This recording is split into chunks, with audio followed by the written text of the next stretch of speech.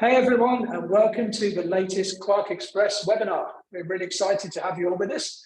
My name is Emerson Welch, and today's show is called 3 PDF Superpowers in QuarkXPress. And it will be delivered by Martin Turner, one of our long-term QuarkXPress power users. Martin is very familiar with QuarkXPress and has been using it for a number of years. He's also a marketing, PR, and branding expert. So it brings a true sort of 360 view to our webinar, seeing it both from a software and a real-world use case perspective. So there will be a Q&A after the presentation. If you've got any questions, please submit them through the Q&A option as we go through, and we'll take as many as we can at the end. So with that, let's get started. I'll hand you over now to Martin Turner. Martin, it's all yours. Excellent. Welcome, everybody. Thank you for joining us. I could say good afternoon because it's good afternoon here in Brussels, but wherever you are, whether it's morning or you're up very late at night, welcome. The building you're in, actually, you can see very appropriately is a paper factory from the 1870s.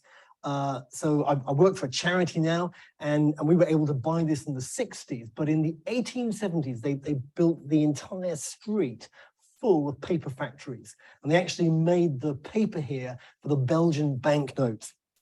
But anyway, enough of that. Today, we're going to be talking about the PDF conversion to native objects function in QuarkXPress. Now, just for clarity, this works for PDF and for EPS and for Adobe Illustrator files. So it's not just PDF, but PDF has become our universal language in the design community. We send each other PDFs, we get them here and there. But Quark, since 2016, has been quite unique in its ability to break down those PDFs into native objects in a desktop publishing program where you can access them straight away. Now, if you've been using this since 2016, you probably know as much as I do, so I hope you'll enjoy the show, but you may not learn very much. But back in 2016, I was talking to a journalist, and he said, well, yeah, that sounds very interesting, convert PDFs, but it's no real use in the real world. And I was like, yes, it is. But it wasn't any use to him. And so it didn't then make its way into a press article because he couldn't see the point of it. So today I want to look at 3 use cases. I'm not going to do a tutorial because it's literally control click or right click on a PDF file which you've imported and press, you choose convert to native objects, and it converts it. You can leave it grouped or you can ungroup it. If you ungroup it, things will slow down. It's working with more memory, but you can use it grouped. That's not a problem. So my first use case is the annual report. Now, this is a typical spreadsheet as done by the finance people. And finance people love changing their numbers right up to the deadline for an annual report. So I would guess that most people have had to do annual reports at some point. Almost every corporation in the world is required to produce them. And although you sometimes get the opportunity to do great graphics, amazing layout. When I worked in the arts, we used to commission artists to do our annual report. It was fantastic. It still comes down to the numbers at the back and things like pie charts. And numbers you can import very easily because Quark can natively look at an Excel spreadsheet. And when the spreadsheet changes, Quark changes as well. That's really good. But when it comes to charts, they're dreadful because finance sends them again in the last minute. They send you a spreadsheet looking a bit like this. This is a very simplified one, actually. I made this for this particular demonstration. Usually it'll be way more complicated than that with all kinds of macros. And the colors are never right. Even if you create a template for them with the colors in it, they will not match your corporate colors.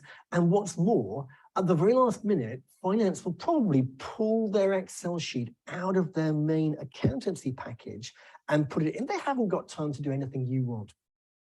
So I'm just going to show you the steps I would take to take this into an annual report. So I would get this and in about 25 seconds, save as PDF. Now, this is a typical PDF coming out of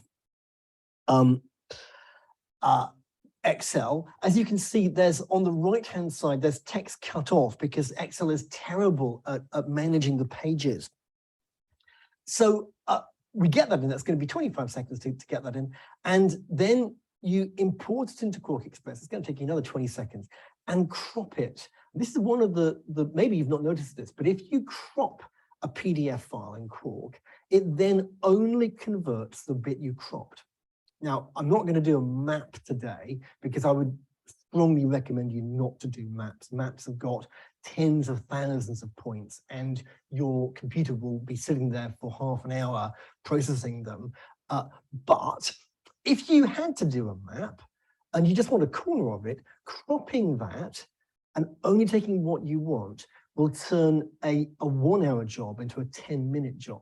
And again, that's something that Illustrator doesn't really seem to do. When I used to process these things in Illustrator before Quark had this feature, putting a map in would take half the day because it would take that long to process it. But quickly convert, crop, and pull that in. And then you're just going to conform that.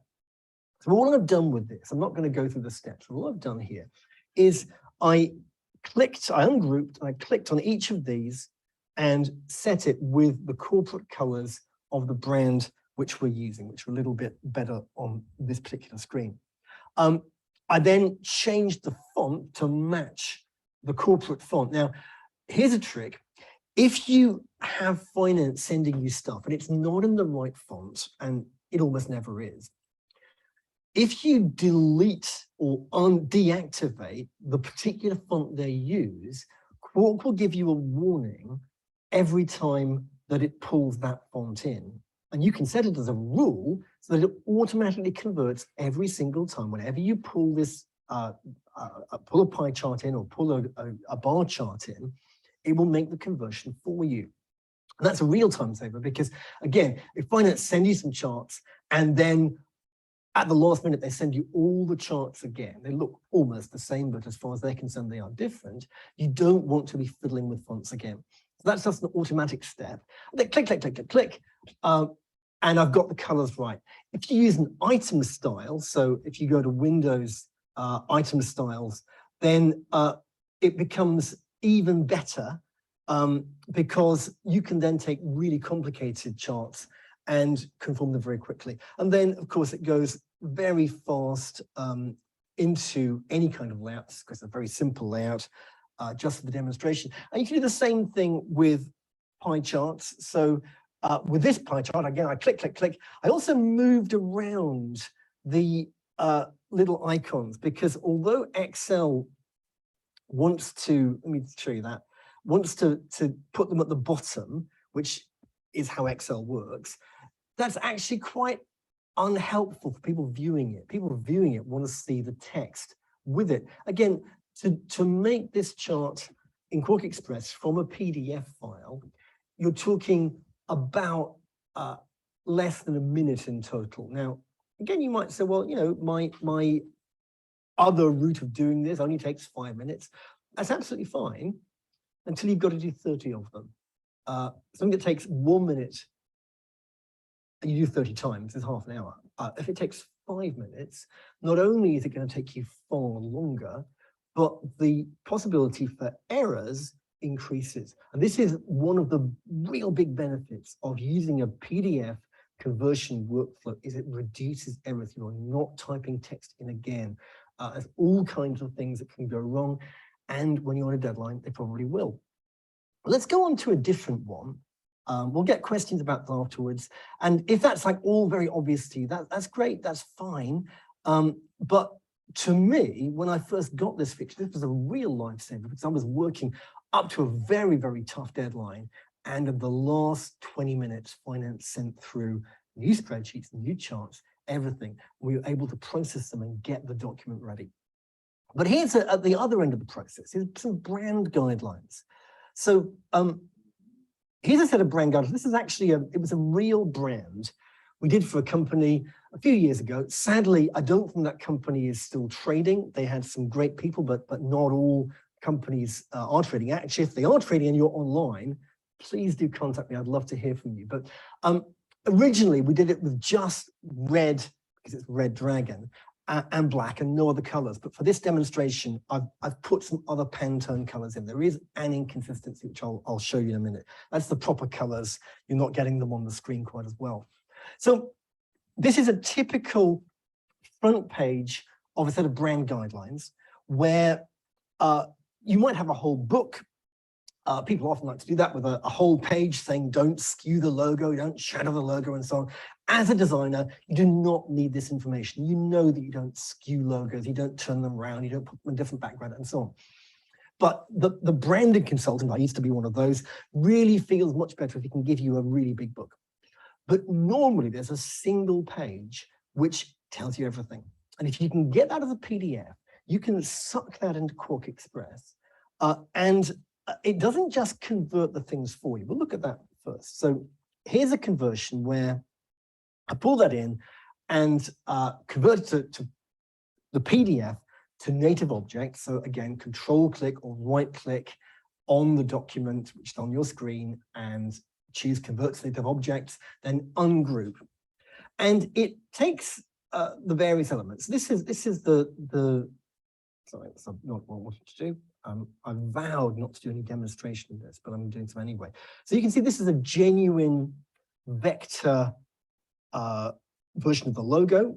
Then we've got the slightly more extended full logo and the fonts. And again, QuarkXPress will tell you if those fonts are not installed in your system. Now, of course, you're thinking, of course I have Helvetica Neue, everybody does. But there's all kinds of fonts out there. And if you're doing some brand work, you can then contact the client and say, please, could I have your corporate fonts? Or you can buy them.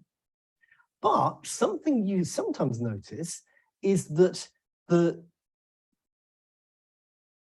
font name given here is a completely different font from the one used in the document.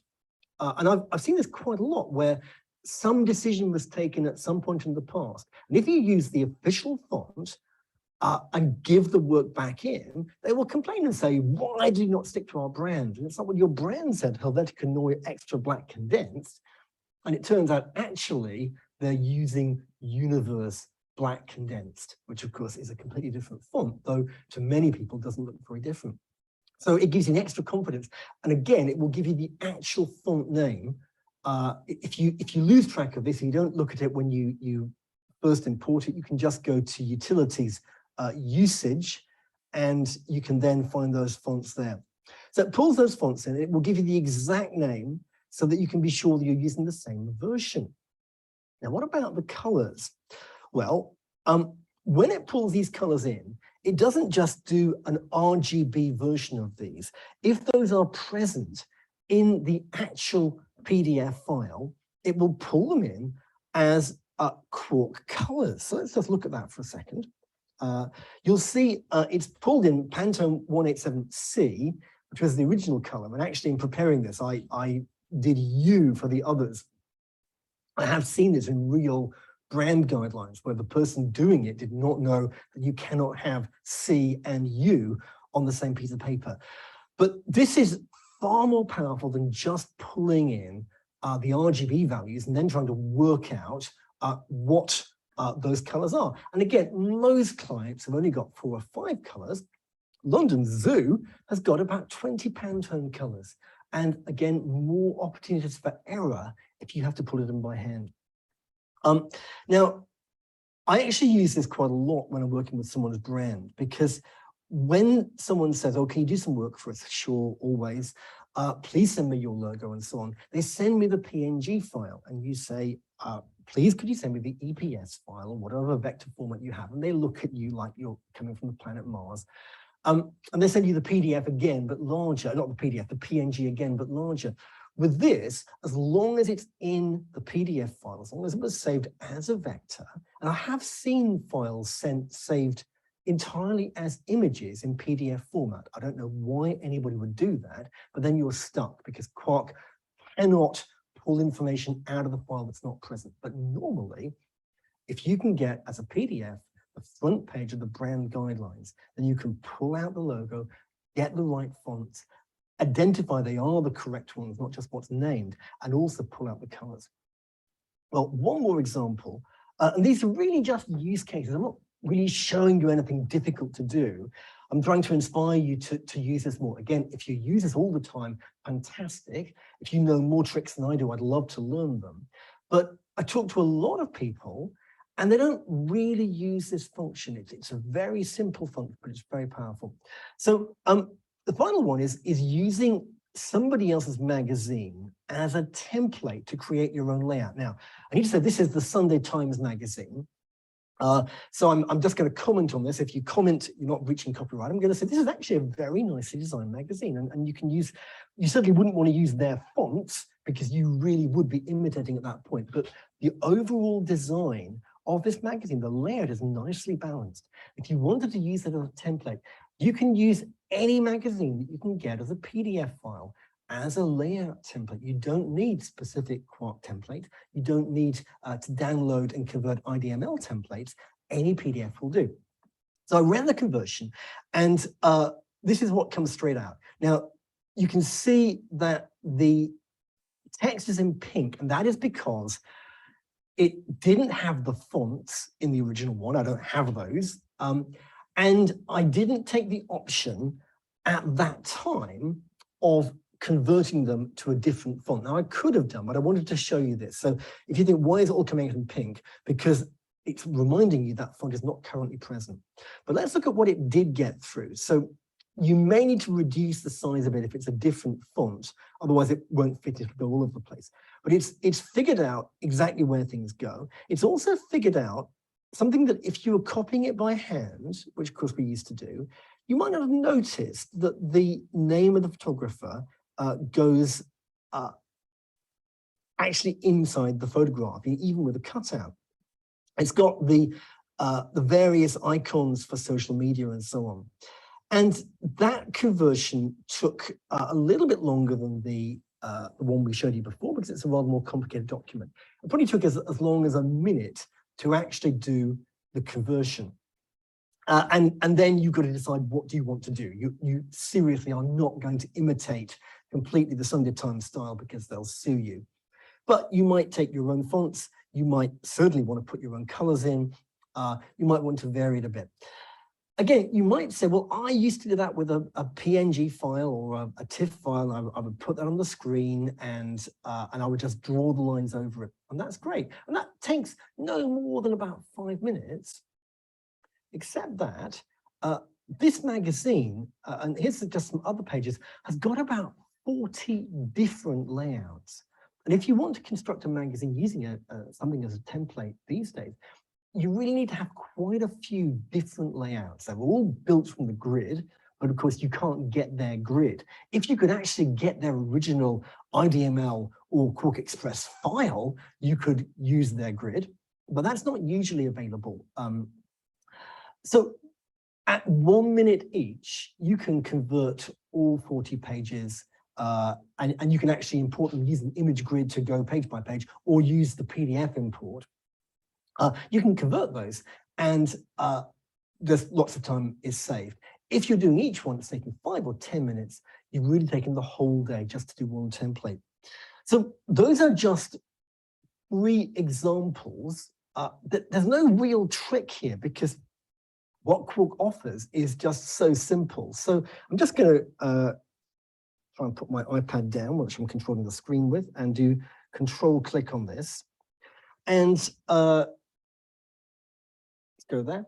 And you can see that it's just convert to native objects. And all that you then have to do is click that.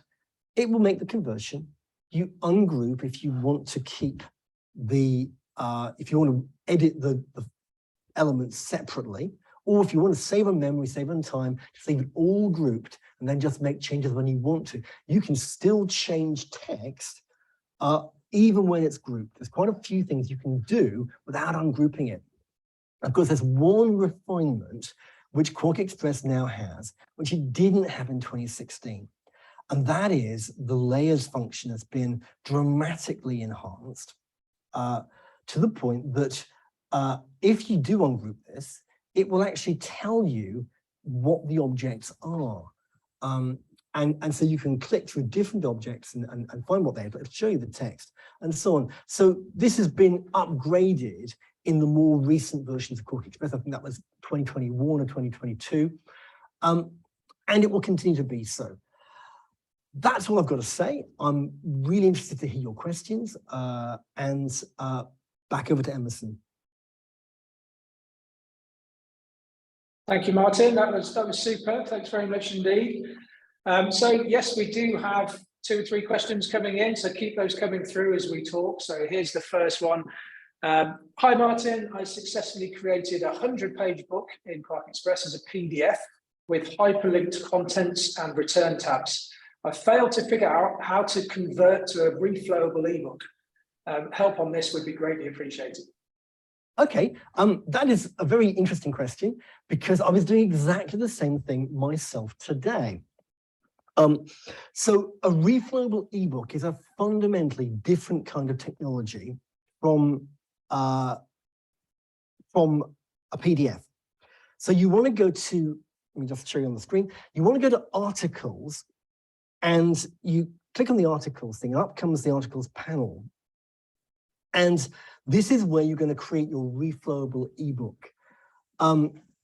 So if I click on, let me just see if I can find something to demonstrate it with. You need text. Ebooks basically are based around text. So let's just create some text here. I'm just going to put that in.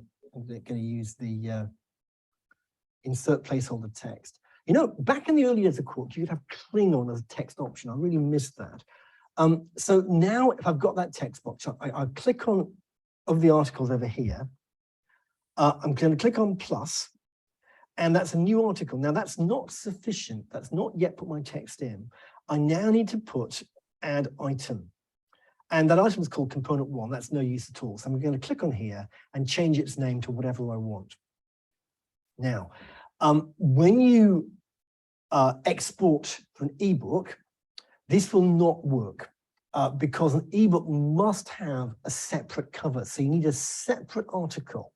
And it'll tell you, it'll complain, a cover must be present, especially if you want to go to Amazon. Just move this up using the up arrow. So you put the cover there, and the cover can be anything you want. Again, it's got to have an actual item. So let's make that the cover item. So we'll call that cover. And you now have the text. You get the option on output of using a list, so Windows palette lists, to create a table of contents. Obviously, there is no different things here. Or you can use the articles themselves. Now, one more refinement, which is really important, is that if you click on this over here, the 3 dots, you'll see reflow style sheet mapping. Now, actually, you can auto tag the layout, which will go and find everything in that layout. You can also add alternate text. That's when you've got a graphic element and you want to describe it. That's for disability access. So leave that for a second. But what's really important is reflow style sheet mapping. Now, I haven't added any proper style sheets here because it's just a demo of PDFs, but it could be that in your PDF document, your beautifully produced book, the font size is not the right font size to look good natively on an ebook. The one I was doing today, I'd set in, I think, 10 point, but on an ebook, that looks really small and it looks really cheap. So you can take a different style sheet. You can close that for a second. You can take a different style sheet and create a new size. So we'll call that norm ebook. And we'll say that's going to be 14 point. That's going to be a bit big for an ebook, but that's okay. Now, if I go back to my articles panel, I've got my 3 dots, reflow style sheet mapping. I can now tell it whenever it sees normal to do norm ebook. And that will only apply to the ebook it will not apply to your regular layout. So you can carry on making changes to your regular layout and publishing that. But every time you output the ebook, it will output it correctly. So final step is export as EPUB, and that's where we get the options for obviously pictures, text, export drop caps, table of contents. You can choose use reflow article names or use list as table of contents palette. There are further things about page layout. You don't need to think about those. And you can target it for iBooks, Kindle, or Universal, or Windows-based, and you can exclude the cover page if you want to. You normally shouldn't. You export that, and you can open that straight away in iBooks if you're using a Mac, and you can upload it to Kindle, which will then check it and tell you if it's right. I'm waiting for the one I did this afternoon to be approved. Hope that answers the question for you. Excellent, thank you. Okay, next question. I developed a workbook in Word. Can I export the entire PDF to QuarkXPress while retaining the over format, including table of contents, or do I have to build a workbook step by step in QuarkXPress? A workbook in Word or a workbook in Excel? A workbook in Word. Okay. If you're importing from Word, don't do it via PDF. Do it straight as Word, which will then pull in your tables and all kinds of other things. So file, import, let me find a Word document. We look on here somewhere. So we're producing a new translation of the Bible, which is quite a big thing to be doing. Right, can't think of anything I'm doing right now.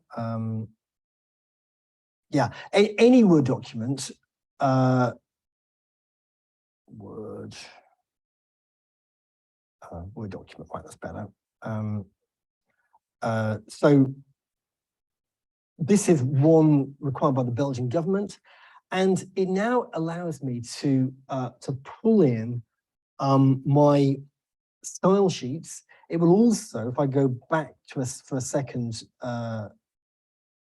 actually, I'm just going to use existing and repeat for all contents, use new. Yeah, that's going to pull all of those things in. Again, it tells me that my fonts don't match. That's okay, I don't want to really do anything with this, but it's already pulled in quite a lot of the rather bizarre Belgian government layout there. There are further, let me just get rid of that. Oops, didn't want to get rid of everything. There are further refinements on the import. So you can convert quotes, usually you want to do that, include footnotes. You can include them as static footnotes. Let's just go there for a second. So at the bottom of the screen here, I know it's very small, but hopefully the video quality has been improved. You can convert quotes, you can include footnotes or as static footnotes. Sometimes you need that. You can include tables, style sheets, hyperlinks, and inline pictures. And that's going to give you a much better result from Word, because it will bring in not just the formatting, but also the names of the style sheets. And again, I was working on something just this week where I'm being sent various versions of a file produced by a bespoke piece of software, and I bring the style sheets in. And what I've learned to do is, when I do it again, delete all the style sheets first, bring the style sheets back in, make my changes, and it's all pristine. And I am literally doing that with the Bible. So we're talking about a very high target readership here. But that's, as a workflow thing, I would go from Word as the Word import into QuarkXPress. If you need to do it through PDF, yes, you can pull in the text and you can then link the boxes together. That's definitely possible, but you're taking an extra step. I can't offhand think of a reason why that would be important. But if it was, you can still do that. It's just going to be easy to do it with the Word import. Excellent, thank you. This session will be recorded, by the way, everybody, just in case you wondered. Okay, one more question. I have imported into QXP a long book from .pdf format that has a yellowed background from aged paper. Can QuarkXPress do anything to eliminate that, leaving me with just clean black and white? Right. Depends how it's been scanned. So a lot of PDF scanning things pulls in the image of the file, and then it makes an OCR conversion. And when Quark imports it as PDF and you convert to native objects, it retains the text, sadly, in hundreds of different boxes, because that's how the PDF has done it. Again, Quark can only see what's in the PDF, but it retains the original scan as well. So if you delete that image file, or put it onto a layer which is inactive if you want to refer to it, you would normally then, if it's been scanned, if it's searchable, and they usually are these days, you then get the whole text. Now, if you've got 50 or 100 different boxes, let's make a couple here, insert placeholder text. I'm just going to duplicate that because it doesn't really matter what it is. You can actually combine them in Quark quite easily by selecting all of them, and then we'll do Control click or right click if you're on a PC, and merge text boxes. And in this case, in fact, for almost any book you're using, you want to do it top down. So just look at that on the screen. So what I've done is I've selected all these text boxes. I'm now going to Control click on any one of them. I'm choosing merge text boxes. I'm going to go top down because for any normal book, that's what it would be. And bang, it's now in one text file, one flowing text thing, which you can then conform to the right page size. Obviously, if it's only scanned it with a yellowed background, you need to run OCR, optical character recognition software first. But most PDF packages now include that, I think, as standard. If not, Adobe PDF Professional or Calus Toolbox, I'm pretty sure do it for you. I did do this exact task a couple of years ago for something and was also distressed by the yellow background and like, but then when I deleted it, that's when I saw all the text in the correct boxes, usually as transparent text. So you see like hundreds of boxes and you think, what are they for? If you then merge them and apply a style to them, they suddenly come out in black and white. Excellent, thank you. Okay, so here's another question. We've got time probably for one or two more. This one's quite a long question. So I design a few 24-page newsletters. I export press-ready PDFs to go to the printer. Then I make PDFs for posting online. The press-ready PDFs are obviously using 300 DPI CMYK photos, so they're way too big for posting online. Yep. Is there an efficient way to create press-ready and then web-ready files from the same Quark doc? Can the photos in the Quark doc be RGB JPEGs and then be exported to press-ready using Acrobat to do the same CMYK conversion? I've heard that converting all the photos to CMYK TIFF files for placement in the Quark file is outdated and not necessary anymore. You have heard correctly. So in the old days, we used to drum scan things in CMYK and then send them to the printer in CMYK through the image setter so that the separations came out as good as possible and the fewer conversions. Sorry about that. Sorry, my Siri just thought I was talking to it. Let's turn that off. And indeed, for many years, once we started using desktop publishing as opposed to just doing separations on film, I used to sit in printers later. Good grief. Sorry, Siri's going again, trying to get involved here. When we moved to QuarkXPress or other software, we carried on using CMYK TIFFs, and if you didn't, you get degraded color. But since I think about 2015, we've now moved to what's called a composite workflow, where the conversion is made as late as possible and the color is managed by ICC color profiles. So that means that if the color profile is correct in the original photograph, then it will carry on right the way through. In that case, you don't want to convert to CMYK ever. The image setter will do it right at the end for you. It'll use that same profile, and you've only converted once. Otherwise, you're going to convert from probably Pro Photo, if it's coming out of a good camera, to CMYK, and then CMYK for the image setter, which has got its own profile for its own print process. So don't make CMYKs anymore. Obviously, if your images arrive in CMYK, don't convert anything, it'll do it for you. When you come to output, let's go back to the screen, and we're going to go export as PDF. You've got obviously options here. So you've got various compression options. Now, this is unintuitive. Compression of low means high quality. I got this completely wrong for a couple of years, and all of my images look terrible until I stopped compressing them. But you can actually set what the compression is, and also what the DPI output is. If your images are CMYK, you can convert those as well, but don't do it right here. I will show you in a moment. You can set it here. Actually, you can do it here. You can set it to be composite CMYK output.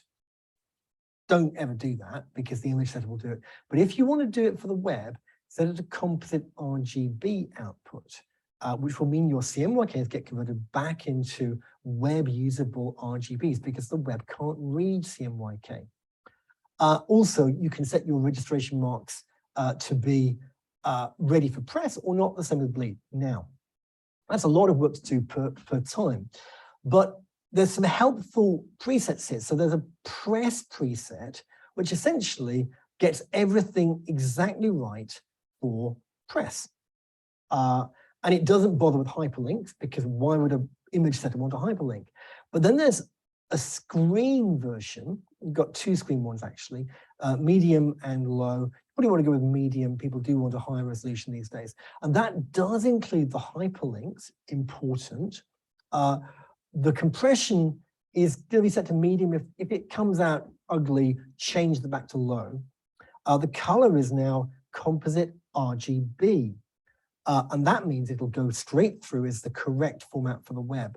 Now, you don't have to keep changing that because you can simply save that as a new PDF output style, which we'll call web.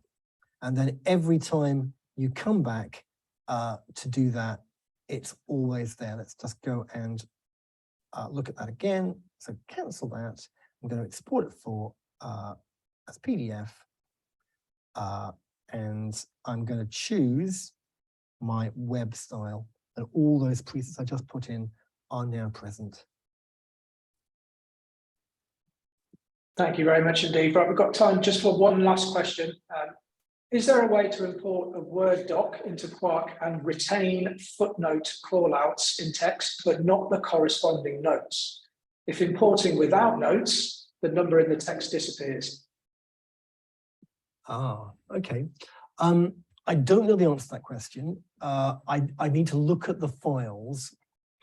Word is irritating in the way in which it turns, when you type one dot and it puts it into a list and doesn't always export that correctly.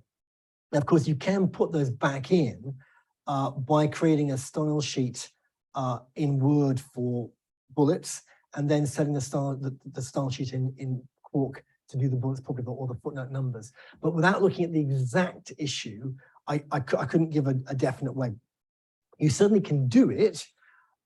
Whether it's worth the time to automate it depends on the length of the document and how often you're doing it.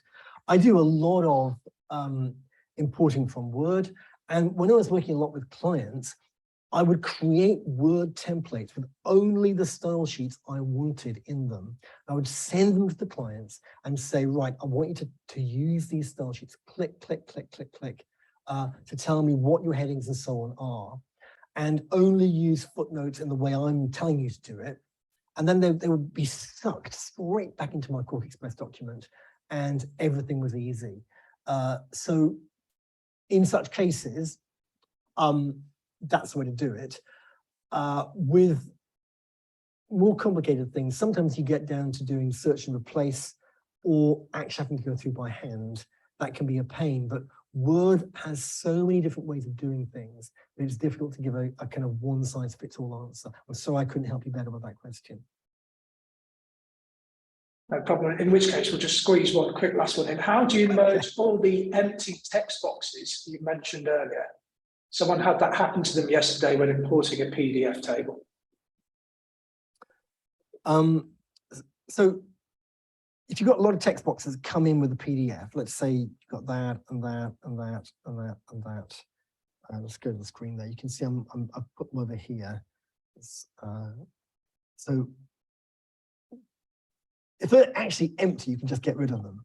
But if you need them for some reason, you just do Control-click or right-click on a Windows PC and go to Merge Text Boxes. You can do them in top-down or selection order, and that suddenly becomes one text box which contains all of that text.